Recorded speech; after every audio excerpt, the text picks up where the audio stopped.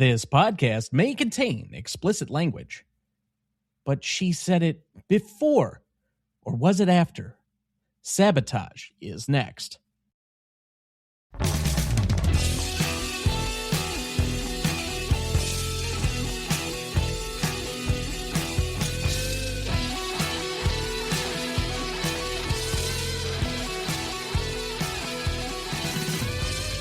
Welcome to the Greatest Movie of All Time podcast, the show that uses a unique grading style to redefine what the greatest movies are. I'm Tom Duncan. And I'm Dana Duncan. And unfortunately, I'm trying to pull off what Dana usually does once a year in a Jordan flu game situation. I woke up this morning with a bad head cold that I'm pretty sure is a sinus infection, but we're going to fight through it because tonight for our 294th episode, we discuss the British thriller Sabotage from 1936, celebrating its 89th anniversary because technically, somehow, even though it came out in 1936, it didn't come out, or I guess that must have been the premiere because then the actual release was in January of 1937. So it's the 89th anniversary, technically, but I'm not going to change the schedule. We've had it on here. We had our guest lined up. It was my mistake, whatever. We move on. Anyway, directed by Sir Alfred Hitchcock, written by Charles Bennett, cinematography by Bernard Knowles, music by Jack Beaver, edited by Charles Friend, starring Sylvia Sidney as Mrs. Verloc, Oscar Homolka, I believe it is, as Karl Anton Verloc, Desmond Tester as Stevie, John Loder as Sergeant Ted Spencer, Joyce Barber as Renee, and Matthew Bolton as Superintendent Talbot. Background for the movie: Sabotage premiered in the United Kingdom in December 1936, but was soon released in the United States on January 11th, 1937, making this the 89th anniversary, as I mentioned a second ago. Also known by the alternative name The Woman Alone, Sabotage is based on the 1907 Joseph Conrad novel The Secret Agent, not to be confused with Alfred Hitchcock's movie The Secret Agent, released in 1936 as well. What few reviews are still known from the time were positive, mostly praising Alfred Hitchcock and his ability for suspense. In 2017, a poll of 150 actors, directors, writers, producers, and critics for Time Out magazine ranked the film 44th best British film ever. In 2021, the Daily Telegraph ranked the film at number 3 on its list of the 100 best British films of all time. It currently holds a 91% among critics on Rotten Tomatoes, an 85 score on Metacritic, and a 3.5 out of 5 on Letterboxd. Now, we can't do this ourselves, so we bring in our first guest of the season. He is no stranger to the show. We welcome back a returning celebrity guest, the host and creator of Cinemas, making his second appearance on the show to date, the Beehive State bombshell of Bardcraft. Please welcome back, Myke Emal. Thanks, guys. Really trusting of you to let me in with all of this nice equipment that I hope nothing bad happens to. Why are we inviting that already? I mean, that's wow. Goof. Oh, starting aces so far. Me sick, you trying to curse us. I mean, Dana, what do you have that is going to tear us off the mark? Nothing. Thanks. I appreciate somebody upholding the integrity of the show here. But all right. So, Myke, it has been probably about a year and a quarter, I would say, probably about 15 months since you were last on with us for Anatomy of a Murder. How have you been? Busy, but I'm good. No complaints. It's good here out in Utah, and I'm catching up on my movies. This is the last couple months. I've been like getting back on the horse there. Very good. Glad to hear that. And what is going on over at Cinemas? Nothing, man. So with fatherhood of twins is no joke, and I've got this cool thing called a full-time job. So Cinemas just officially took a hiatus for a while. We are hoping to get back here this year for a special project I'm cooking up, hopefully releasing in the summer at least, when I feel pretty confident we've got enough time to prep things, record things, edit things, get them all released. So that is the big fingers crossed. Sounds good. And everybody can look forward to that, hopefully coming up sometime this year. So we'll be glad to try and participate as well in that project. Turning our attention to the movie of the evening, Alfred Hitchcock. Now, you could say that he has probably about 4 different major periods, per se, in my mind. You could separate them out. There's his silent period. There's his, I guess, talkie period where he hasn't moved to the United States yet, so roughly the 1930s. Then once he moves to the U.S., there's kind of these experimental films that I think, Dad, you've seen a lot more of them than I have, like Notorious and Suspicion and Lifeboat, and ending of about the same time that he hits it, where he's kind of transitioning more into color and doing some other things in the 50s, and we kind of get this last push of Hitchcock through the 50s, ending in probably one of the best 4-film runs that we've ever had when we get to Vertigo, North by Northwest, Psycho, and The Birds. And that's probably his last iteration where he's probably the master of his craft, and he's also dabbling in television simultaneously. But this is probably, to me, his second big period. So among his UK filmography, roughly during the 1930s, we've covered on this show, at least, The Lady Vanishes so far. But you have the original The Man Who Knew Too Much. You have The 39 Steps, which is a favorite of my dad's. We mentioned a second ago The Secret Agent from 1936, Young and Innocent, and another one that I hadn't heard of before until I started really diving into it, Jamaica Inn. How would you guys put maybe a ranking of at least the ones that you've seen? Dana, you go first. I've got a list to pull up. Of the UK films, I'd have to say that The Man Who Knew Too Much, because of Peter Lorre more than anything else. Then I would probably go 39 Steps, which was the first Hitchcock film I saw. I was in college, saw it, and just absolutely was mesmerized by it, and ended up having a quest to see as many of his films as I could. Lady Vanishes is up there. I like Secret Agent as well. And as far as tonight's movie, I'd never seen it. It surprises me that I had not really heard that much about it. I have a set of all of his British talkies someplace in the house on DVD. And I'd watched several of them, but for whatever reason, this is not one that I had watched or had paid that close of attention to. But Lady Vanishes we've done on the show, and I can say that I saw it before we did it for the show and was amazed at how well it holds up, even today. It is such a fun movie. So when we covered The Lady Vanishes on the show, I think the mutual reaction that we had to that one was we were surprised at how good it was. Mine came from a place of I was not particularly impressed with the original Man Who Knew Too Much, and I really didn't care that much for the 39 Steps. So when we got to The Lady Vanishes, I was actually pleasantly surprised that there was one of these that really stood out to me. I have to admit that during a large portion of this film, I found it a little bit dry, and part of that has to do with it's a little dated in some of the filmmaking, like just the camera work is outdated and the black and white, and it's a little bit fuzzy in the imaging, and it's slower just by nature of how films were made at that time. So it's not as attention grabbing. But the longer I've sat with this film, the more I've become to kind of appreciate the uniqueness of it, if you will. This is something that probably could be remade, although they would have to update quite a bit of the techniques and such. But I think there are some moments in this film individually that we'll talk about that I think work really well, like on a high level, that you could see some of the mastery starting to come out that he would later perfect as like a full movie thing. I still don't think that as a whole that this movie entirely works for me, but there are definitely scenes or moments that you can definitely tell Alfred Hitchcock's in control of this. Now, Mike, I had heard through the grapevine, and you confirm if this is true or not, that you had watched the entirety of Hitchcock's filmography.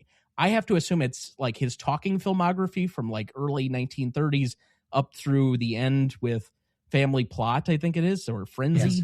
Yeah, Family Plot. One of those two. It's Family Plot. Frenzy is before that by 3 years. Yeah. Okay. But regardless, that's probably 30-ish films. Did you get to the silent films as well? Yes.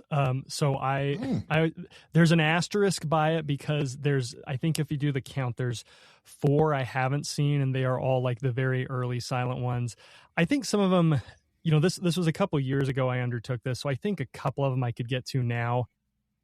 But like they're like completionist ones. They're ones nobody's talking about. It's like the Pleasure Garden and the Mountain Eagle. Like nobody knew like these were Hitchcock movies. So I've seen 48 of Hitchcock's movies. Okay, so there are officially 52 then by your count. I think so. That is a ridiculously high amount of films for a film career. And given that you would have had to make like one every year and then start in your 20s and basically go to 70, I think Spielberg at this point has 39, and he definitely started in his 20s and he's now in his 70s, I think. But he wasn't pumping one out a year. There were a couple of years, obviously, with Schindler's and Jurassic Park both coming out in the same year where he had 2, but those are more rare than they are anything else. But that's an exceptionally high number of films for a director. And it has to do with the production. Yeah. I mean, Hitchcock started slowing down when he's building an entire an apartment complex on a soundstage. Sure. For Rear Window. And, you're just not going to get as many films if you're having to go to that level of production. But well, right. But I'm just saying for any director, period. I mean, Scorsese's been doing this since he was in his probably 20s as well. And I would say he's probably about the same amount of films that Spielberg has. You're just not going to get any director that's going to have that height of the amount of films that they've made. So he is kind of a unique figure in that he's made so much that has been meaningful to people, and there's so much of his work to explore and so many different periods of what he was doing that I guess I would find it fascinating to be able to go through all of those, although I'm much more of a critic of a lot of silent films as they don't appeal to me as much. But so you have this unique experience that neither of us have had in that you've seen this movie before. So what were your impressions going back to your maybe first or second time with this film? First time would have been a little over 10 years ago. And I came to it through the 1001 Movies You Must See Before You Die book that my cinema's based off of. It's in there. And so Hitchcock is by far the most represented director in that book. So when I got it, it was like, okay, I got to see like all the Hitchcock movies. He's a brand name, for crying out loud. So it's fun to go into like ones like this and Blackmail that were ones you'd never heard of, as opposed to, Vertigo and Psycho and things everybody knows. Yeah. Well, and my memory of that first one was, it was fine. Kind of like you. It's kind of like this entry. It was one of those ones that I was like, is this really one of the ones that needs to be in here? Does he really deserve to have this many entries when other people don't have movies in the book? So I checked it out, and my memory was pretty similar to what you just described, that I watched it and thought, yeah, this is fine. But I was pretty critical, as you are, when you go through that book, to be like, if you're going to have so many entries, is this really one of the ones that deserves it? Like, something else had to get kicked out to make room for this. Is this really one of the ones that belongs in the club? I appreciate the movie. I like it. I have many positive things to say about it. I think I stand by that in my corner of like what my podcast runs off of. So, Dad, I think you had said that you had thought you had seen this movie before. You obviously have now recanted on that statement in saying that you must have seen Saboteur and mixed them up because they're two very similar names. But I guess, what are your first impressions here? You could see the elements of what was going to be Hitchcock's theme, which is how to set the suspense. The scene on the bus with the package, yep, and the quick cuts to help. The cuts get quicker paced as they get to the explosion, which goes even further to build the suspense of the situation. So you can see that, you can see the camera shots, you can see the basics of what is going to be Hitchcock's vehicle.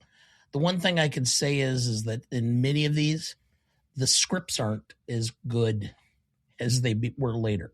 And I think in large part, it's because Hitchcock was not working yet with the two greatest writers that he collaborated with on most of his movies, which is his wife, Alma, and himself. He got to a point where I think in the 1940s, he decided to take much more control of script writing and supervision, and he was mainly an uncredited writer on most of his films, and he got better as time went by. And I have a biography that I read a few years ago of Hitchcock, and just the amount of collaboration he did and the number of people he had on his crew. Hume Cronin was a frequent collaborator, but yet very seldom ever credited. They would just come over on a weekend and start pounding out dialogue because they didn't like the way the original writer or script writer had written something and changed stuff. But other than that, that's kind of the situation. It just, to me, the script itself was a bit weak at times, but I think that's more of the fact that this is a young Hitchcock who's still trying to get his feet firmly planted in what he's doing and is learning the process. But you can see the elements building, and in not just this film, but in most of the films that he did during the 1930s in Britain. Yeah, I think that's probably pretty accurate. There are some scripts that are just better than others. I personally think that The Lady Vanishes is probably the superior script to probably all of these that I've seen. And again, my education on this is a little limited. I've only seen like 4. I'm still missing The Secret Agent and Young and Innocent, Jamaica Inn, whatever the heck that is. But as for the ones I've seen, that's probably the superior script to me. But they all have individual moments where you definitely see where he's going or what path he's led upon. And you highlighted the one particular scene that I'm going to highlight a lot later in the bus. Dad, do you have a plot summary ready for us? I do. In 1930s London, a seemingly ordinary cinema owner, Karl Verloc, hides a dangerous secret. He is part of a shadowy network of foreign saboteurs plotting terrorist attacks across the city. His wife, Mrs. Verloc, and her younger brother, Stevie, help run the theater, unaware of his double life. As London reels from a mysterious blackout caused by deliberate sabotage, Scotland Yard grows suspicious. They place an undercover detective in the shop next door to observe Verloc, hoping to uncover the group's next move. Tension builds as Verloc is pressured by his handlers to carry out a bombing, setting off a chain of events that entangles his unsuspecting family and pushes Hitchcock's suspense to a devastating climax. Thank you, Dad. So what is the film about? Filmcraft. It's building tension in very specific spots within the script. I think the premise of the movie is stronger than the actual script writing because it kind of like interjects you into the movie and then doesn't explain some of the building blocks in the world involving or the world development until much later in the film where you've had some time to sit with these characters a little bit. So that's a little bit jarring, especially for a 75-minute film. It probably could have spent another 5 minutes just kind of explaining a little bit who these characters are. But once you get into it, I think it's a premise that would make a little bit more sense if we didn't know or didn't suspect Verloc so early on. Like, it's rather obvious almost immediately that he's the saboteur, and then they outright like have this secret meeting for him. But if you just simply suspected that he was that, and then like halfway through the film they kind of revealed that, to me that would work a little bit better here. But as for the overall of the film, it's the juxtaposition where this woman is technically married to this immigrant guy who owns a cinema and is placed in the middle of this like high stakes wire game between the law enforcement and him, who theoretically doesn't want to get anyone hurt, but he's willing to forego that at a certain point if it helps him personally. I mean, not at a certain point. He flips really quickly, like in the same speech where he says, I won't be involved with loss of life. And all the handler has to say is like, well, if you think like you can support yourself, and he instantly is like, you know, I can't. All right, I'm in, damn it. Yeah, he is a bit of a pushover. Feet of clay. Yeah. But I mean, the scene, most of this is about suspense. And Hitchcock's comment is that movies are a visual art. And so, when he can avoid dialogue in a film and make it visual, he will. The airplane scene in North by Northwest, or the chase on top of Mount Rushmore, there's very little dialogue in those situations, but the visual aspect is very suspenseful. The same goes with a lot of his other films as well. The Man Who Knew Too Much. How could you make so much out of Jimmy Stewart just walking down a street and hearing his feet on the cobblestones? Because he thinks somebody's following him. In this film, just the dinner scene, what's going through her mind. And there's very little dialogue going back and forth, but they keep cutting back at her and her agony and her turmoil and holding the knife, and then his look of realization, and then back to her, and then back to him. Don't need much dialogue there. Well, we'll get into that later. I don't want to play my cards a little too early on that scene. But, all right. Did you know, and I think I have a few good ones here for us, since the film was produced in the years immediately preceding World War II, the unnamed hostile power behind the bombings has been assumed by many viewers to be Nazi Germany. However, the film does not specify this, and indeed, Verloc's first name had been changed, presumably because his name in the novel, Adolf, had too many connotations by the time the film was made. Just a few. Yeah.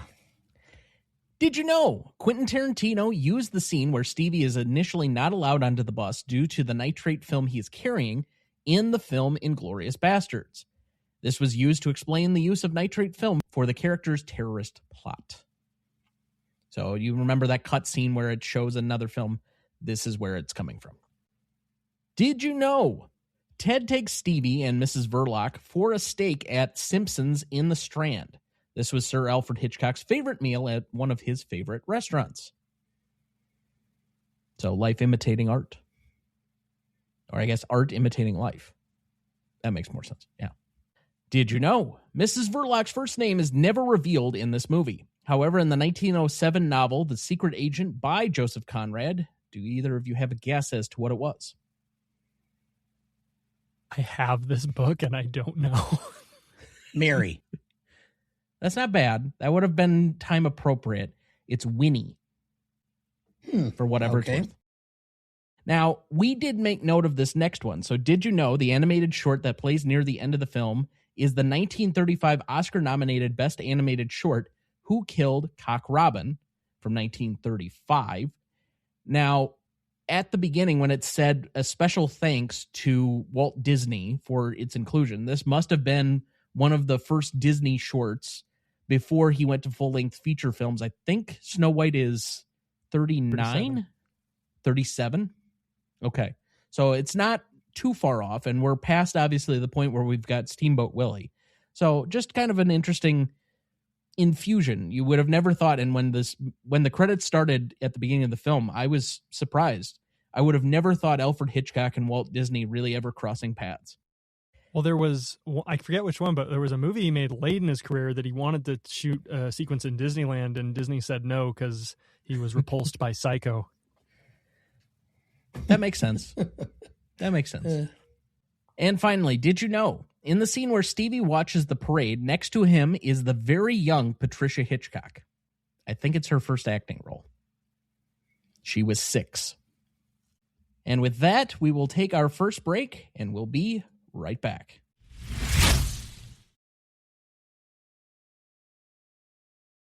Before we jump back into the episode, next week for our 295th episode, we welcome back Heather Stewart of the Revisionist Almanac and Christine Duncan to discuss Little Miss Sunshine from 2006, celebrating its 20th anniversary, directed by Jonathan Dayton and Valerie Ferris, written by Michael Arndt, cinematography by Tim Scherstedt, music by Michael Dana, editing by Pamela Martin, starring Greg Kinnear, Toni Collette, Paul Dano, Abigail Breslin, Alan Arkin, and Steve Carell. You won't want to miss that one, so watch ahead of the show by searching the Real Good app to find where it's streaming for you. That's REELGOOD.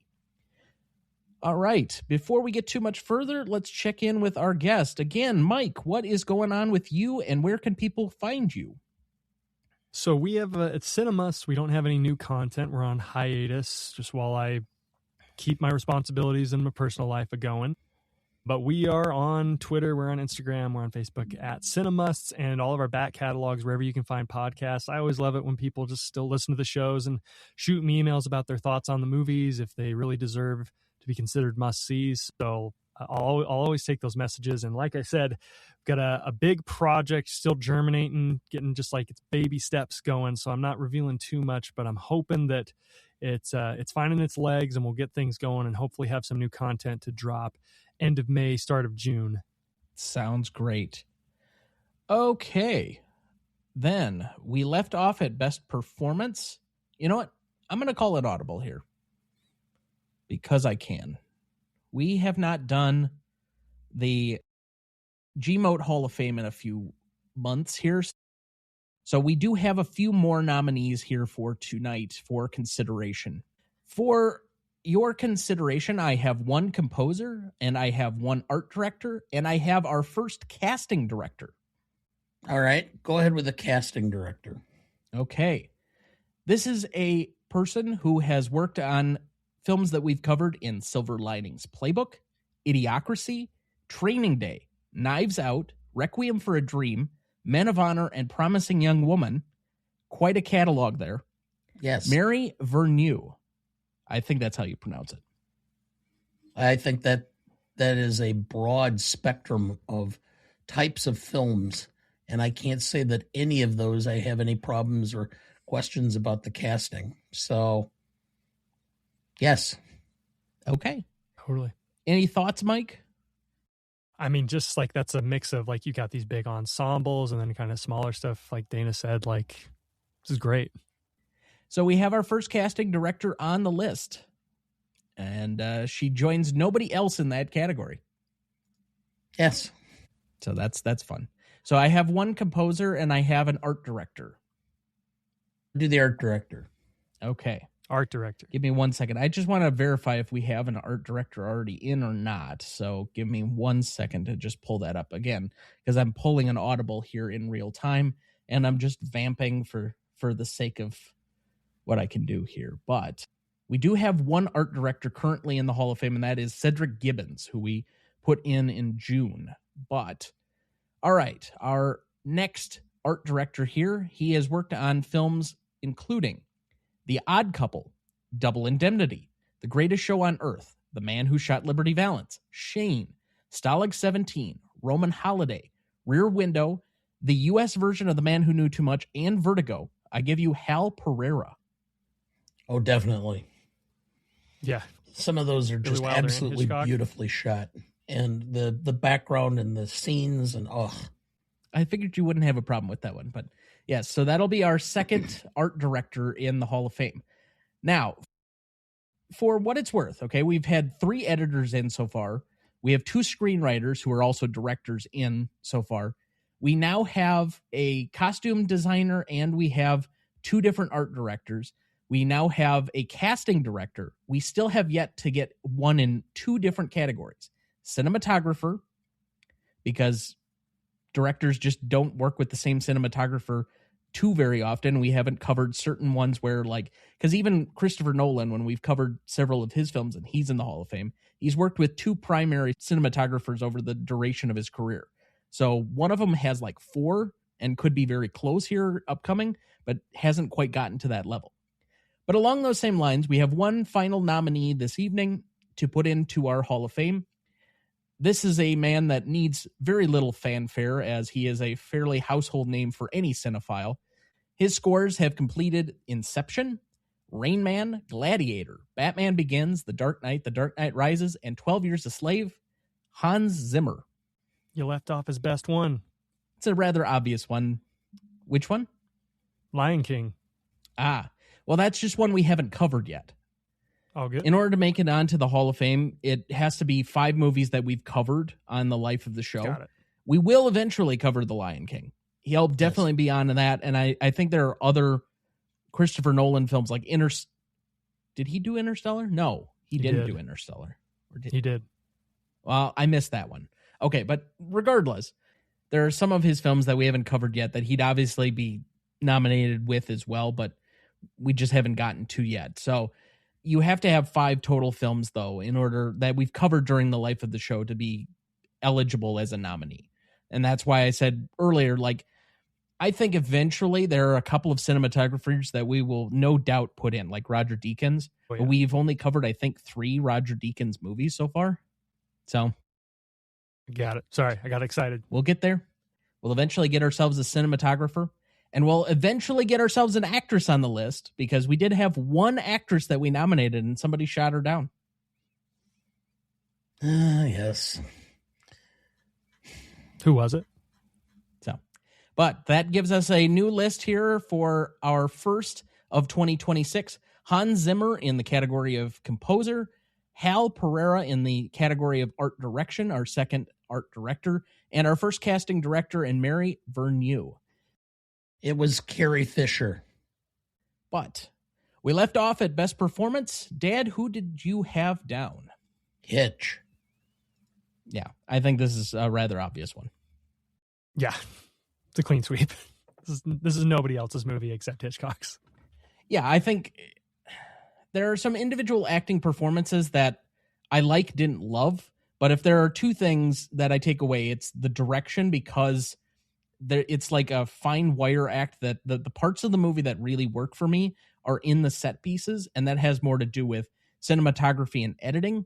But then I also have Bernard Knowles as the cinematographer as my second performance, or my best secondary performance, because I think the visuals and the tension and the feeling of this film have more to do with why I may appreciate pieces of the movie than really any of the individual acting performances. I think some of the acting performances were very 1930s acted.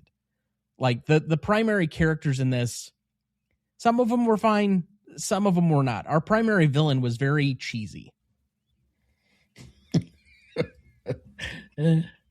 He almost had like engraved on his forehead, villain. He reminded me, or like the way he looked or his face reminded me of like a villain in SpongeBob. He was that cartoony. He looked to me like Leonid Brezhnev. Okay, well, anyway, other best secondary performances? Mike? So this is really fortuitous with your the Hall of Fame that we just got, because my second performance are our art directors. Oscar Friedrich Werndorf and Albert Julian goes as uncredited on IMDb, so we'll give them a shout out, because it's like a lot of Hitchcock's movies. It's a locations movie. There's a lot to showcase: the movie theater, the aquarium, London, all the streets and stuff. So really just wanted to give a shout out to the folks in charge of sets and locations, because I think they did a great job here. Yeah, I suppose you have to kind of understand and know the layout of the home and the cinema and how to like enter through that for that final, I guess, set piece or final scene to make as much sense. But yeah, I could buy that. That's interesting. We haven't had many art directors really nominated on that, so that's a great pick. Dad, who was your best secondary? I have Sylvia Sidney. I thought she was by far the best actor in the film. And so I just thought I'd give her credit for that. She has very expressive eyes, which I thought was unique. Almost, I didn't check to see whether she had her start in silent film, but, you know, with the way she has that expressiveness of her eyes, I just have a feeling that's what it was from.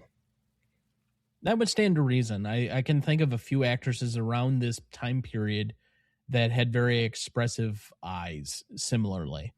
Like I'm trying to think of the name of the actress from Sunrise, but she's also kind of similar in that. That is an actual silent film, but you see a lot through her, I guess, eye movement and facial expression in that film.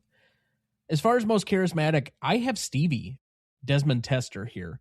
I think the kid is fantastic in this movie, to the point where, and I say this about a lot of like character deaths, the character has to matter for the death to be impactful. We have to miss them when they're gone. And in this particular case, the kid is fantastic. for being such a young actor and whatever else. And the one real drawback, or maybe a small criticism I have in the film, is I think the audience misses him more than the characters on screen seem to do. A lot of them like move really quickly past like a major character death. I have him also, but I'll just add this little point, which is Hitch really added to that. He puts a little dog right next to him. I mean, come on. It's bad enough the boy dies. You have to kill the dog. Ugh. Spoken like a dog owner. I get it. I'm going to break ranks. I've got William Dewhurst as the professor here. I am a compulsive rule follower. I have a supreme fear of authority, or even the concept of getting in trouble. So I really latch on to movies where we can follow seemingly normal people who are fronting for nefarious things. And this idea of a guy like running a bird shop and running it decently well. Like when we meet him, he's doing customer support, but then he really quickly flips back to his kitchen where he's got all the stuff mixing his condiment bottles, and just the quiet manner which he talks through everything in his family's drama. I had forgotten he's in more than that one scene. So when he comes back in the finale, I was so happy. I kept expecting Michael Palin and John Cleese to show up.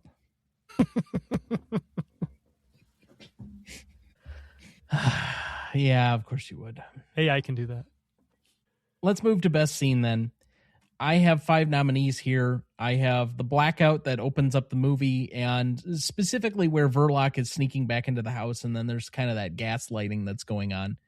I have the bird shop, which is kind of the scene that you just referenced here with the professor, where they're in his kitchen and, you know, there's some shenanigans going on there for a second. I have Stevie on the bus. I have the dinner afterward, which is the scene that Dana highlighted about her eventually stabbing Verloc.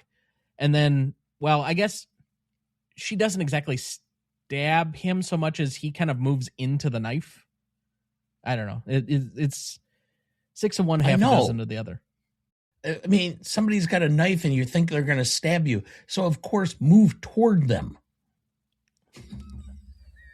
Well, you know, try to make your move to calmly get close to them so you can disarm them. There's like a movie logic to it.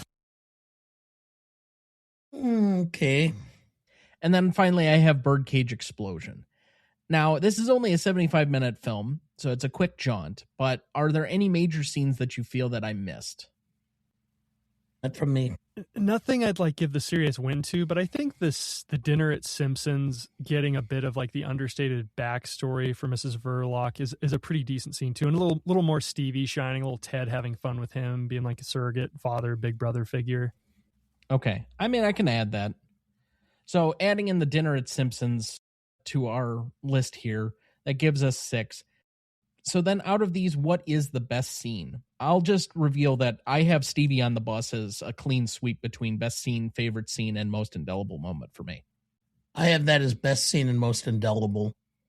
I have something different for favorite scene. I have dinner afterward. I have Stevie on the bus as most indelible, but not best or favorite.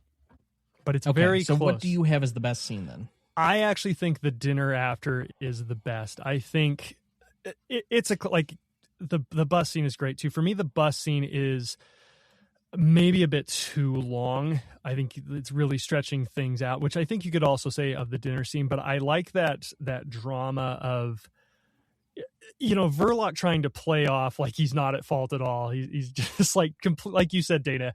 He's completely moved on. He's responsible for this kid's death. And trying to play it off and trying to complain about the lettuce while Mrs. Verloc is silently suffering. And then, as you were also mentioning earlier, Dana, just the interplay of the camera, the focus on the knife, how the camera moves and how Verloc kind of comes around it. There's like long unbroken takes, how it arrives at that. Is it a murder? Is it a suicide? Is there this small part of Verloc that knows he's gone too far and kind of deserves it? I think it's just a really thematically interesting scene to talk about. Have either of you guys read the Truffaut Hitchcock interview book? Yes. I have it on my coffee table just behind me.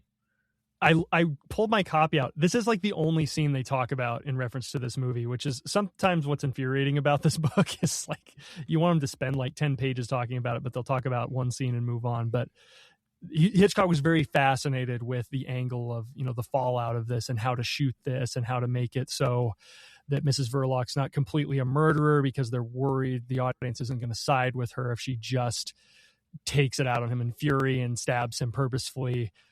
And that's the kind of like old, 30s, 40s filmmaking stuff I'm always very fascinated in, is like how to work around Hays Code and censorship in ways that, sometimes seems outdated, but sometimes is force some creativity that I find admirable and interesting. Right, but this also isn't subject to the Hays Code, is it? I mean, no, it's not. It is a British film. No. But I do find that interesting that they were worried about the audience losing respect for her, because in a modern sense, and this is, I guess I'll go into some of my criticisms of the scene here. When Verloc is like trying to explain himself, it is so pathetic in my mind that I'm just like, stab the son of a bitch. He just killed your brother. And he has the most lame excuse for it. And she just feels like she's in shock during that entire exchange. And so to me, the scene is way too drawn out, because you would have thought that unless she's just in total and utter shock, at which point she shouldn't be able to like do anything. It doesn't make sense to me that she lets him just continue talking, A, that she then serves him his plate, B, and then waits till she's serving herself before she like really stops and pauses. So there are some things to me that just don't ring true for what we've seen in more modern films. And maybe that's like my burden of like understanding what that scene is supposed to play out with, as we've gotten further on in like the history of film and multiple decades of a very similar scene basically playing out, where you have one character that's like profusely angry at the other one, and they're trying to explain themselves, and it just does not go well. You would think that there would be more of an initial action, but I guess the audience appetite for violence has definitely changed from, I guess, almost 90 years ago. It's a valid criticism. I think they might be playing fair by their characterization, though, because she has been shown to, not be a woman of action, that she doesn't know what to do with the black. She doesn't know if she should give the customers money or not. She has to go talk to him. Right. The lunch at Simpson's, she's clearly like, she's not in love with this guy when she's trying to, talk about like why they're together. It's just very subtly hinted. Like it's kind of because he provides, he supports, he's good to Stevie. Yes. Transactional. Thank you. So, I think that a part of the scene is it's breaking that habit that, she's never really put much thought into anything. Her daily routine is, the other woman cooks the food, she serves it to him, they have like mindless chit chat. I wonder how much of that is like she's accustomed in this particular setting to be zoned out anyways, to just be insular and thinking like, my God, what have I done with my life? But this is like the time that's finally like, what if, and handling the knife. I think it's a flawed scene, to be sure.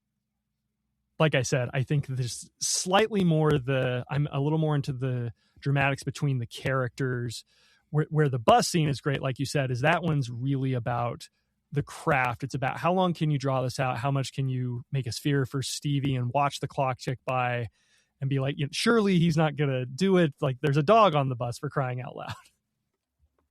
Right. I guess, and this is why I say you could take the same premise and update the screenplay.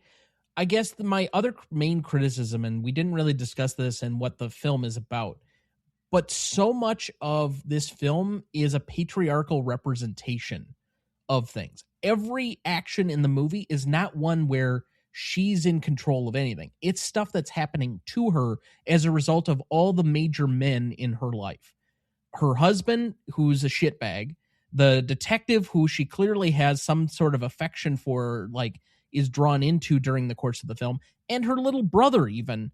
All of his actions seemingly affect her. But there's nothing where she takes a specific action and it becomes like part of the plot. Everything is her reaction to stuff that's done in or around her and how she has to basically deal with everybody else's actions. Yeah, even the murder, her stabbing of her husband, is passive. Correct. And that's just not something in a 2020 lens where we've empowered a lot more of our lead female characters. If you're going to basically make her the lead of this movie and you were to update a very similar premise, again, I think you could make her the lead of the movie. You'd get somebody like a Cate Blanchett. Cate Blanchett is stabbing that bastard right in his fucking face before he gets 5 words out. But anyway, I digress. So, but I have Stevie on the bus. I agree with the criticism that it's a little long and drawn out. And that's why I don't think he's like fully at the peak of some of his mastercraft yet with how he's drawing out suspension and tension within the audience. But you can see where it's going. And you can see the strings of where it's gone. He just plays with a little too long. I agree with that point of view. But if you're looking for one scene that to me gave the most, or had me the most, I guess, emotional, or had me responding the most, it was that scene. And so that's why, for me, it's the best scene. Another thing I like about it is Hitchcock's also great for dark humor, and there's so many just cheeky digs in it. Like, we mentioned the dog, but there's also the joke about you can't bring films on, they're explosive.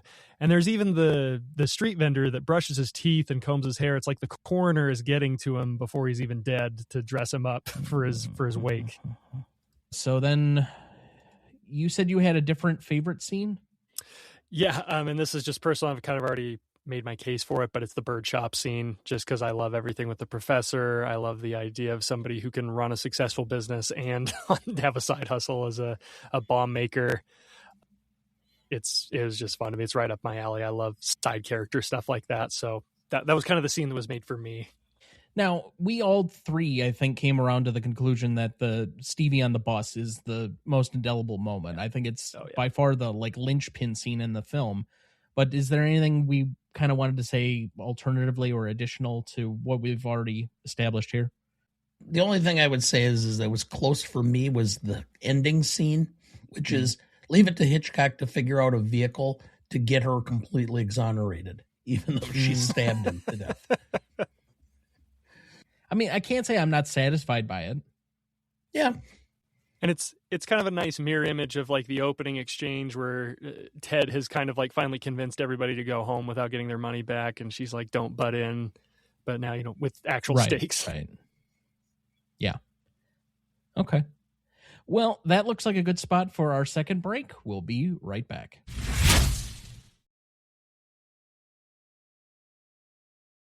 Before we jump back into the episode, and before we get to the Stanley Rubric in a minute, during the break, GMOAT did a few live episodes on our end-of-year recap / Season 8 scheduling, our James Bond ranking series, and our GMOAT Duncan Family Holiday Menu Extravaganza. If you missed these episodes, don't worry. Your favorite movie family is still available to view on our YouTube channel. That is at GMOAT Podcast. So if you go to youtube.com / at GMOAT Podcast, you can find all 3 of those. We are planning our next series of live episodes, including our Oscars preview again this year, so stay tuned. However, again, those are only available on our YouTube channel, so make sure to subscribe to the channel so you don't miss any GMOAT episodes. Dad, do we have anyone to remember this week? We have a rather long list. Brigitte Bardot, 91, a French actress, and God Created Woman, Le Contempt, and I'm going to give this a shot with my very poor French, La Vérité. I'll accept it. An animal rights activist. Don Bryant, 83, American rhythm and blues singer-songwriter. I Can't Stand the Rain. Melanie Watson Bernhardt, 57, American actress. Different Strokes. Amos Poe, 76, American film director, producer, screenwriter. The Foreigner, Subway Riders, and La Comida de Amas Poe. No, La Comedia de Amas Poe. La Comedia de Amas Poe. Okay. Pat Finn, 60, American actor. The Middle, Murphy Brown, Dude, Where's My Car? Of course, you got to include that one. Yeah. Myke Abrahams. I'll accept both. Yeah. 82. English guitarist and singer from Jethro Tull and Bloodwind Pig, yes. James Ransome, 46. American actor, The Wire. It, Chapter 2. The Black Phone. Isaiah Whitlock Jr., 71. American actor, The Wire. Your Honor. Black Klansman, 25th Hour. Now, I don't have as large a portfolio here with all of these people as some others. I can't recall if I've ever seen a film with Brigitte Bardot in it. I have seen Dude, Where's My Car? Because that was a staple stoner film when I was in college and whatever else, and I still go back to it. I think I have it on Blu-ray. That's like how sad this is. But obviously the two at the end of the list here, we lost one to suicide and the other to just, I guess, old age, and it finally got him. But one that was a bit character and the other one who is a staple, but on one of the greatest television shows ever made, The Wire. Dad, have you ever sat and actually watched The Wire? No. I've watched parts of episodes where you had it on and I've come into the room, but other than that, no. I think it is more than worthwhile for your sensibilities because it's discussing a lot of socioeconomic activities, politics.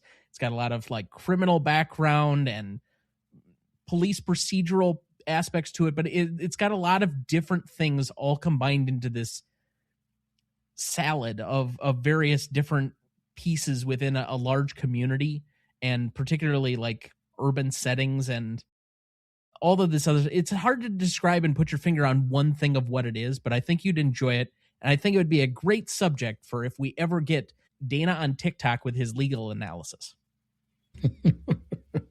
Yeah, okay. So that would be my recommend here. But any relationships for either of you with any of these people that you'd like to recognize? Pat Finn, I enjoyed when he was on Murphy Brown. Murphy Brown was a staple when it was on television the first go-round. That was a tune-in always show for me. So we remember these all here fondly with a moment of silence in their honor.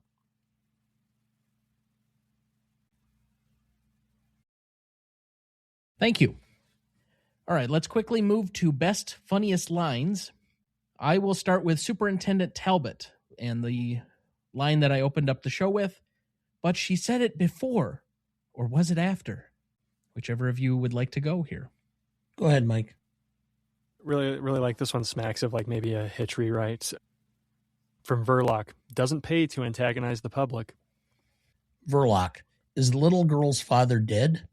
The professor. I don't know. He might be. I don't know. Nobody knows. My daughter would like to know, too, but there you are. It's her cross, and she must bear it. We all have our crosses to bear. Mrs. Verloc. Thank you for your trouble. I'm sure you meant well. Ted Spencer. Not at all. I like trouble. Guy on the street. What do you call an act of God? Ted, I call your face one, and you won't get your money back on that. Okay, I have one more. Superintendent Talbot. Making trouble at home to take our minds off of what's going on abroad. Same as in a crowd. One man treads on your toe, and while you're arguing with him, his pal picks your pocket. Given the current events of, well, not only our country, but abroad, making trouble at home to take our minds off of what's going on abroad, well, you could reverse that and say, making trouble abroad to take our minds off of what's going on at home. Felt like the most relevant. Mike, do you have any left? I mean, I do, but I hate to I feel like that's the one you got to end on. Well, go ahead if you wish. Okay, just that's a good cold-blooded line from a kind of nameless bad guy, but this is the handler at the aquarium. When one sets out to put the fear of death into people, it's not helpful to make them laugh. We're not comedians. That's fair. That's fair. All right, let's move to the Stanley rubric here. Up first, we have legacy. This is a measurement of the legacy of the film approximately 5 years after it came out to today. So roughly 1941 to today, what is the legacy of this film is shared between two equal yet separate groups, the audience and the industry, for a total of 10 points, 5 and 5 apiece. Dad, would you like to go first or second here? I'll go second. I don't think this has a huge industry legacy. It's one in a number of films that eventually got Hitchcock to move overseas, that got him some name recognition, but it hasn't really been preserved all that much. We only mentioned a couple of lists or a couple of publications that had recognized it well after the fact. I don't think it's in the BFI for anything. I don't think it's ever been recognized by the Sight and Sound poll as far as I can tell. So I'm going to give this a modest 2.5 on the industry.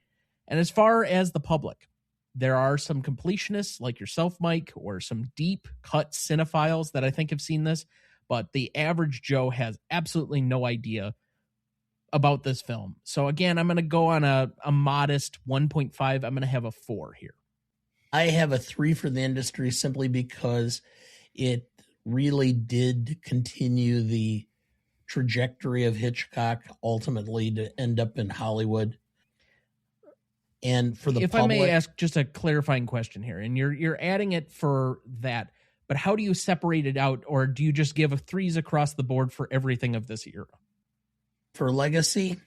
No, because I'd have to give... Oh, I'm sorry. I understand. I'd have to give higher points because even though Peter Lorre was in The Man Who Knew Too Much, and it kind of started his career ultimately ending up in Hollywood, Hitchcock never said he would never work with him again because he refused to work with a heroin addict. Usually a good rule of thumb. Yeah, who was never on set on time and was never prepared. It did, so I'd have to give higher marks, but I think overall, yeah, I'd say. And The Lady Vanishes, I'd probably give higher marks simply because of the fact that it is still held in such... I think it's held in regard as being probably one of the best, if not the best, British version of Hitchcock's films. Okay.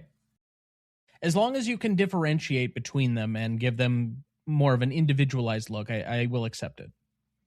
All right. And for the public, Dead Silence. I mean, I'm a Hitchcock guy, and this is one that I had forgotten about and I had not seen. So I'm at a 1 for the public. So I'm at a 4 overall. So the same score. All right. Yes. Okay. Mike? I've got for industry, I think I've got it at a 3. I think it's well regarded. You know, those publications. Was it Daily Telegraph, the 3rd best British movie of all time? That sounds like what I had here. Time Out, and I think the Daily Telegraph had it as those two. But yeah, and number 3 on the 100 best British films of all time. Yeah. And so, you know, I think it's still pretty well regarded in zeitgeist. Hitchcock's an industry favorite. So I'll give it a 3 there, but pretty much agree with you guys on the public end. I think Hitchcock completionists, people who would go after, you know, trying to get into his filmography. I don't think you have to necessarily dive to, you know, the bottom of the barrel. Like with the sheer number of movies he made, I think Sabotage does wind up being pretty memorable, which I think is a problem. On my ranking from 10 years ago, have Saboteur higher on the list, but I really can't remember anything from that movie. But Sabotage is the one I, at least to our point, like, oh, that's the one with the bus and the film reel and the knife at dinner. So I'll go 2 on the public for the cinephile's sake. So that's a 5 total for me. You had to ruin the neat math here and give us a 4.33 average between the 3 of us. Sabotage. Oh, that's going to end up being a running joke, isn't it? Okay, let's move to impact and significance here. This is a measure of the initial 5 years after the movie came out, so 1936 to 1941, roughly. What is the impact and significance among those same 2 groups that we just discussed, the industry and the audience, 5 and 5 points apiece for a total of 10. Now, I don't know about you, Dad, and normally I'd let you go first here, but I just wanted to get in a few spots here. This might be one of the more difficult impact and significance questions that we've ever had, Because usually we rely very heavily on the box office and the profit margins for a movie to be able to tell what the audience perspective is on this. But we're in the dark. There really isn't anything that was connected or linked or, whatever else to be able to tell us one way or the other anything having to do with this film on that side of it. So I'm just wondering, maybe do we take it only on an industry perspective? Is it more of a vibe? I guess, where did you come down? The only thing I can say is the having read the biography of Hitchcock, I went and thought about it and went back through. And Hitchcock's comments, or at least his notes in his diary or whatever, is how well it was received by the British public. So it must have been a box office success. So for that extent, I think the industry, again, within that sphere, we had a lot of the reviews that were done were all positive at that time. At least the ones that we know of and can see. Yeah, and within that 5 years, Hitchcock's making his leap to Hollywood. So I'm at a 4.5 for the industry because I think it really kind of helped create a genre within the British film and cinema that went through the war era. For the public, I think because it was popular, from what I can gather, it's a 4. So I'm at an 8.5. By far, I may be high, but I'll err on the side of being high in this category. See, because I went the other direction. I really don't have anything to measure on an audience perspective, and so maybe that's where I was a bit blind on this. But to me, this is just one in a series of films, and there's nothing specific that I can point to that separates it out from some of his other work of the moment, especially because he's producing 1 to 2 films basically a year. So he's got a lot of these right in succession, and he's doing very similar work all in the same time. So I guess, yeah, I think I'm not sure I can follow you completely down the hole. I'm just going to split the baby here a little bit and just go with a 5, because I really don't have a good answer on this one. This kind of jerks with what our scoring has been up to this point, where we have more data to support an actual argument. By the way, as you were commenting about him and his production of films, remember too that I think it was 6 years he was doing 30 Alfred Hitchcock Presents, which were in essence 31-hour movies that he either oversaw, directed, or helped write. Busy guy. Again, his work and his totality, or the sheer quantity, speaks for itself, but I just don't know if there are really any other people that I could point to and say they have such a large filmography. Even the people that have worked for probably the same length of time, it's just, and you mentioned it, the production value is just higher. It's harder to produce that level of film that consistently. So we've got a 8.5 and a 5 on the board. Mike, where do you come in? So it's like you guys said, it's kind of tough to peg this one because of the sheer number of output. And when we put this 5 years out, that's his move to America. That's his year with Foreign Correspondent and Rebecca. I think Sabotage was well received, so I can really see this as like a big selling point, that Sabotage, especially with the transgressive nature of like, he actually killed Stevie on the bus. I think that probably still left like a lingering impression on both critics and audiences. But to the other points we've made, this does feel like it's upper middle of that pack of the UK films. It's not in the top tier. It's perfectly fine. It's above a ton of stuff. But it kind of gets forgettable without that one transgressive moment. So I'm just going to go 3s on both and give it a 6. So that is a 6.5 average between the three of us. I don't mind that. Some nice clean math for once here. All right, novelty on this one. This is a measure of both the originality of anything having to do with the movie for 5 points, as well as the execution on the movie for an additional 5 points, a total of 10. Dad, would you like to start here? Sure. Originality. I started going, well, this is, not that original. And then I stopped and thought about it for a second and go, it was only not original for Hitchcock. So how can I give lower grades? Because it's a continuation of his genre that he basically fostered, which is the whole suspense genre. There wasn't that many suspense films up until that time frame. The thriller was there and involved, and there were other directors. You may not have been exposed to them.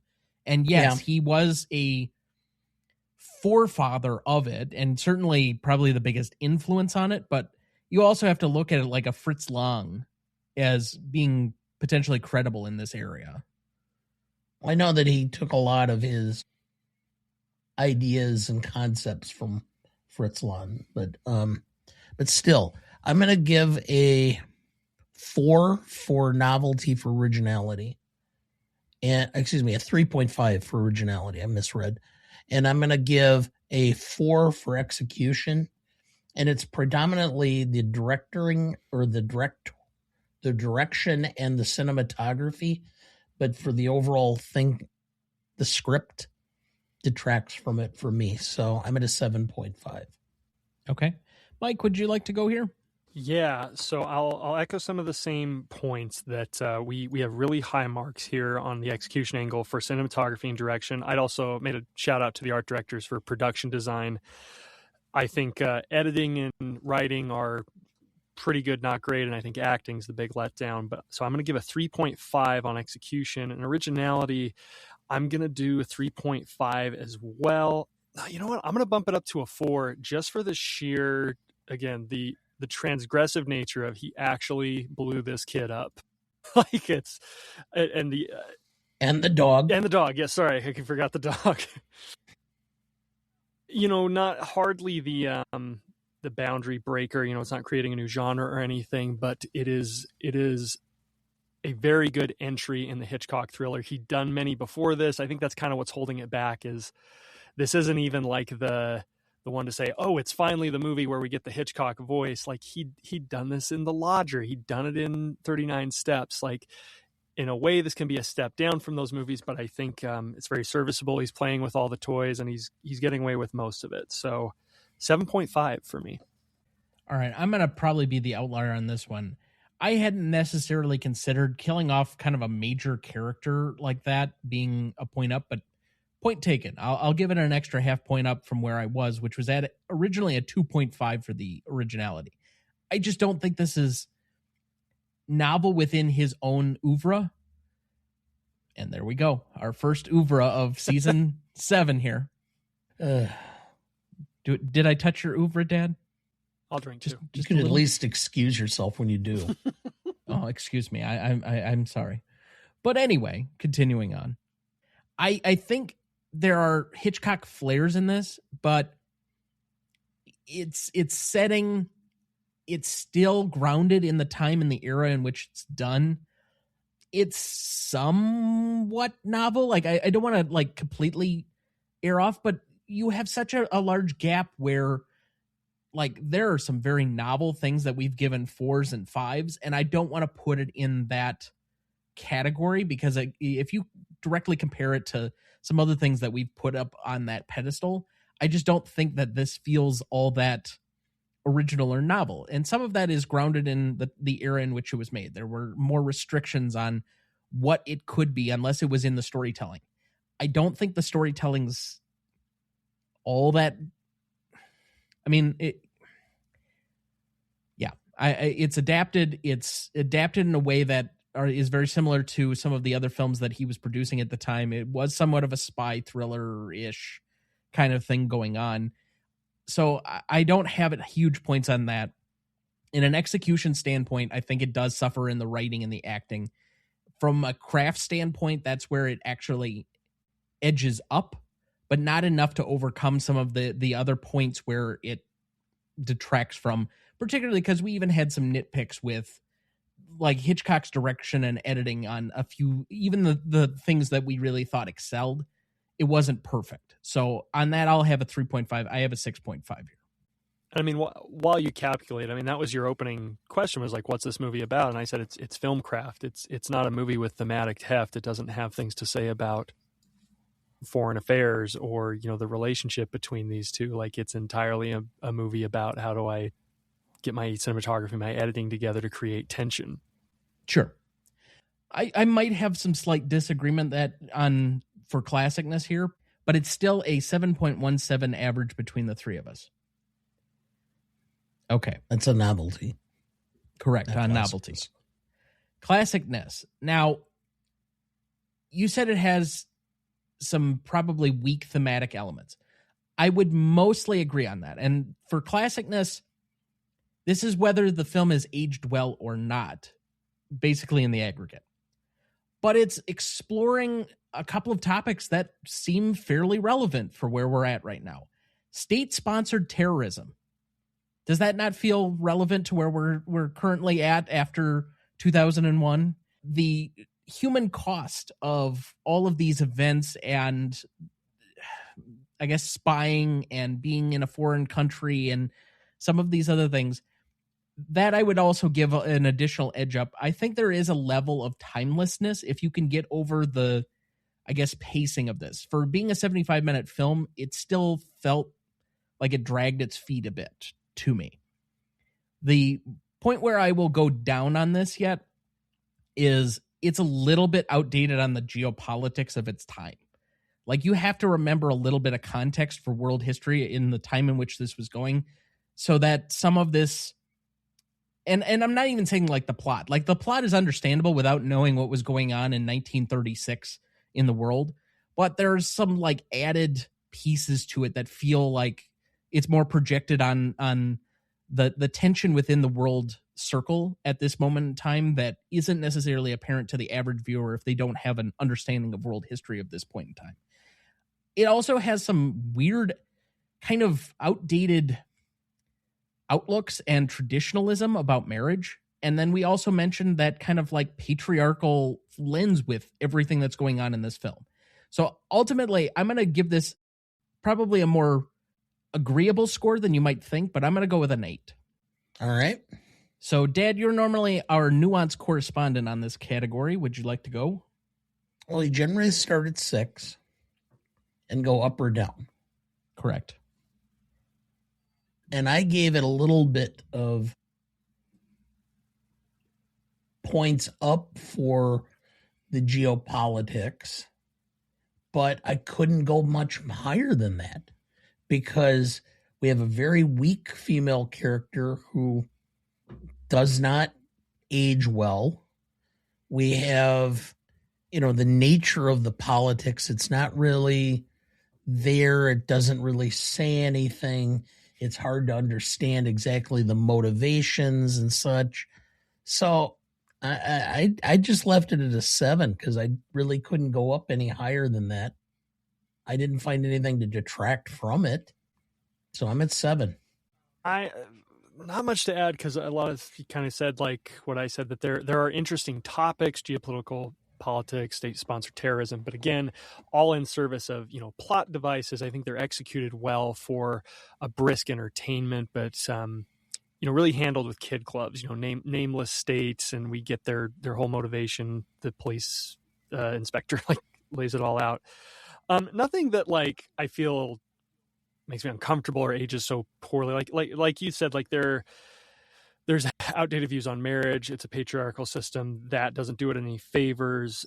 But it's also not like so incredibly icky it goes the other way. Again, like there's no commitment this way, so it stays like in this very bland spot. As a comedy, I chuckled a lot. I thought some of the one-liners were pretty funny. I liked kind of the sardonic wit, the ironies, the like I mentioned earlier, the dark jokes. So I'm also a 7 on this one. It's Hitchcock. I think it's a memorable enough entry in his filmography that I'll give it some points there. His oeuvre? No, I stopped myself. You'll notice I stopped myself. Thank you. Okay. Pardon my French. Yeah. Finally, we get to rewatchability on this one. Insert your own subjective test here. Let's start with our guest. Rewatchability, I also have at a 7. Again, to go through all of Hitchcock's movies, I still find this one memorable enough. The short runtime actually does it some favors. It's very brisk. It's an exercise in craft. So if you're looking for a pretty quintessential Hitchcock movie, something a little either lesser known to kind of give yourself some points, I think it's pretty dang rewatchable. So I'm going to bump up. I'll go 7.5. Okay. Dad? I'm a huge Hitchcock fan, but this is one where you're going to have to actually talk some people into watching it because of the fact that it's old and it's black and white and it's, a British film. And it's one that I would recommend to people who love Hitchcock that if you haven't seen it, you need to watch it. I'll watch it again. It may be that I never watch it again. So at that point, I'm at the 5 level, which is, yes, I'll watch it again. But it may be that I either can't get anybody else to watch it again or I don't watch it again. And that's fair. I think that's about where I'm at. I would agree with you that because of the name recognition of an Alfred Hitchcock, you might have a slightly higher selling point on an average Joe point of view. But ultimately, I think the nature of it, the speed or the pace, one of the additional selling points that you could make is that it is 75 minutes. So the time investment isn't quite substantial to really merit out that, it should still hold some level of interest, but it is slower. You have that crowd that just won't watch anything in black and white or anything that's like truly old. And so I went with a 5.5 here to just err on the side of there are a couple of things that I could argue in its points to the average person, but I still think there's a very narrow subsection of people that you'd actively you should watch this movie and then do no additional salesmanship to try and get them to watch it. Well, I'm going to use this as an additional test. I'm going to give it another 0.5 for myself. Oh, did I sabotage your numbers? Do you know who really loved The Lady Vanishes? Your grandmother. Which one? Well, the only one that I were. Well, I know, but your mom's mom. Okay. I found it on Cinemax, or excuse me, on Max or HBO Max, whatever it was at the time. I think, and we watched, or your mother, her and I watched it, and she just thought it was great. And as a matter of fact, we ended up watching about 2 or 3 other of the 30s Hitchcock films. The Secret Agent, and I'm trying to remember, it might have been Jamaica Inn. We watched together because she so loved The Lady Vanishes. So I'm sure if I suggested this to her, she would be willing to watch it. So I probably will end up watching this again sometime this summer when they return from their time in Texas. Their winter hibernation, let's say. But ultimately, that is a 6 average between the 3 of us. Let's move to audience score. For this, we had an 85% for Google users and a 70% for Rotten Tomato users, giving us a 7.75. So to repeat the categories, we had a 4.33 for Legacy, a 6.5 for Impact and Significance, a 7.17 for Novelty, a 7.33 for Classicness, a 6 for Rewatchability, and a 7.75 for Audience Score, giving us a final total of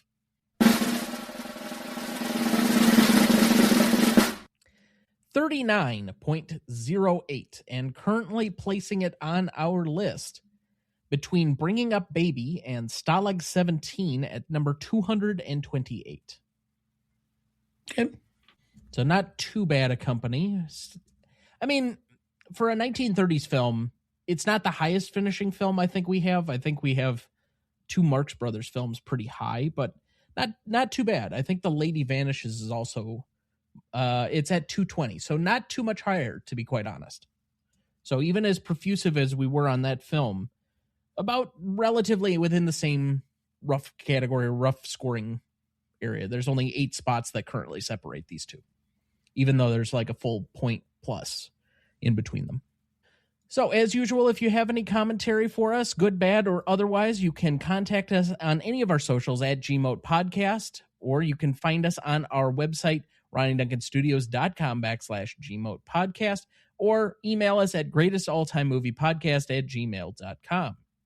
Let's move to remaining questions. The one big remaining question I have for this one is just how did the two primary leads that basically remain end up?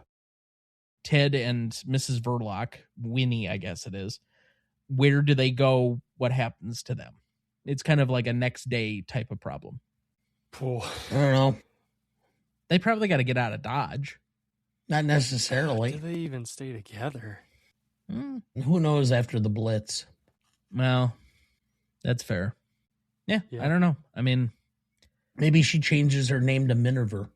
My money is she ditches him and heads back to the States. Yeah, I could see it. In a time where there's war and where there's more impending stuff coming, yeah, it would make more sense. You have some PTSD and some baggage from being in the UK. Go back home and try and figure it out from there. Yeah. The only thing is I don't know if she could go home because then she'd have to explain where her brother is. And I don't know if she's ready to do that. True enough. Any remaining questions for either of you? I have a question about the questions. Do these have to be in-world, like diegetic plot things, or can I ask questions about like the film itself? Go right ahead. I don't think we've actually had that question entertained, but theoretically, if it was just a remaining question on me and my hygiene level, I think it would be allowable. Well, I'll say that for next time. We won't go there. I had 2 here, and one's just kind of a shots fired because I don't find him a particularly compelling character or actor. So John Coder playing Ted, does he really talk like that, or is he trying to sound like Cary Grant at times? Yeah. Yeah, Hitchcock was not happy with his performance from what I can gather. Well, and he was like a last-minute add-on. The guy that was supposed to play it couldn't get out of his contract and then also had like a health issue. And so originally Mrs. Verloc or Sylvia Sidney, she had signed up to play with the other guy, and this was like a last-minute addition. He just basically got called from central casting. Yeah. Wasn't it Robert Donat that was originally? Yes, I believe that's right. That would have been better. Second one, this is like some stuff I got an outside reading. I've seen a lot of summaries of people that say that Stevie has a mental handicap. Did either of you ever get that impression of Stevie at any point in this movie? I saw this on multiple like user reviews and stuff, and I was like, I don't know where this is coming from. Like, he's kind of a klutzy kid, but like, he's a teenager. What's he gonna do? So there's and he's a young teenager. Yeah. There's 2 ways you could do this. 14? Yeah. Either it's the way it's written in the book, and they don't have like the obvious cues that are supposed to be there for like in a modern film, you'd know pretty easily because you can observe certain things. But in 1930s, like they didn't have ways of projecting mental health or obvious disabilities without making it like caricaturized almost. Or it's people extrapolating on a mental health illness because that's their version of the movie. And that is the more likely scenario, if you ask me. I thought it was just a weird point to stand on because it seems pretty inconsequential, even if it's true. But I saw it in multiple like user reviews and summaries and stuff, and I just kind of tilted my head at that. Yeah. Okay. Sure. If that's how you want to take your movie and that makes you connect with the character that much more, I mean, I don't know how it could get worse than a young boy and a dog, but a young boy with disabilities and a dog, I mean, okay, if you need that added extra factor, by all means, but you make it a bus full of dogs headed to the orphanage. Yes. Yeah. Those are my 2. Okay. Dad, if you don't have anything else? No, I'm good. All right. So then I will thank our guest for being back with us yet again. Myke, you are scheduled to be back with us in May for Yojimbo. But until then, just remind everybody again, where you are and what you're working on. Find us anywhere at Cinemusts, wherever you find podcasts. Again, not doing anything new until hopefully end of May, start of June, but I'm looking forward to a big project. But the back catalog is good, and I always love getting messages about it. Got a bunch of Hitchcock episodes in there. We've got stuff on The Birds. We've got Lady Vanishes. We've got Strangers on a Train. We've got Psycho. We might even have one that I'm totally forgetting about. So any thoughts you guys have on the back catalog, I always love to hear it. Excellent. Dad, first remaining thoughts for 2026. It's starting out a little slow for me, but I'm still keeping positive vibes that things are going to pick up and this is going to be an awesome year. All right. I can appreciate trying to put out positive vibes in the universe. Now, mine is going to be a recommendation for a TV show that I feel like I'm screaming into the ether that it's the best show on television that nobody seems to watch, but coming back this week, although I guess the first episode of season, I think it's 4 now. I'm pretty sure it's 4 of an HBO show called Industry will have already happened by the time this episode comes out. I believe the pilot is on Sunday from where we're recording the previous week. But please, if you enjoy, and you don't even have to understand like all of the like banking jargon and other stuff, it's much more of a character-driven drama about people caught up in an industry that is chewing them up and spitting them out, and how they are really poor about trying to make healthy choices in the world. But they're, for the most part, fairly interesting characters, and the situations that it pits them against each other, I find fascinating. It's not Succession, so don't go into it intending that, but it's still a very high-quality show that I would definitely suggest. There are plenty of other good shows that are coming back this month. The Night Manager, after like 10 years, is coming back with its second season. Wow. And they got Olivia Colman and Tom Hiddleston to come back for the show. So if you watch the original like Dana and I did, yeah, that's one. The Pit will have already debuted by the time that this episode comes out, but you've got Shrinking. For whatever reason, I like trashy Netflix romantic dramas, so I watch Bridgerton. So the first half of that's going to be back on. You know, I am who I am. But there's plenty on this month. And then we even get a new Game of Thrones series. So lots of TV going on. I know everybody's still recovering from the holidays and the movies and whatnot. But, and for that matter, it's award season, because award season is literally 6 months out of the year, if not longer. But nominations will be here in a couple of weeks. We'll have a lot to catch up on that. And there's more than enough to keep up with in your January if you have nothing to do but stay inside because it's cold out. So, with that, that'll take us through another week. We're glad to be back with you for Season 7. We have plenty of big things in store here for our 7th year, or almost our 7th year. We'll have our anniversary here next month. But that'll do it for us this week. Thank you for listening. I do wish we could chat longer, but I'm having an old friend for dinner. Next week, for our 295th episode, we welcome back Heather Stewart of the Revisionist Almanac and Christine Duncan to discuss Little Miss Sunshine from 2006, celebrating its 20th anniversary. Directed by Jonathan Dayton and Valerie Ferris, written by Michael Arndt, cinematography by Tim Scherstedt, music by Michael Dana, editing by Pamela Martin, starring Greg Kinnear, Tony Collette, Paul Dano, Abigail Breslin, Alan Arkin, and Steve Carell. You won't want to miss that one, so watch ahead of the show by searching the Real Good app to find where it's streaming for you. That's REELGOOD.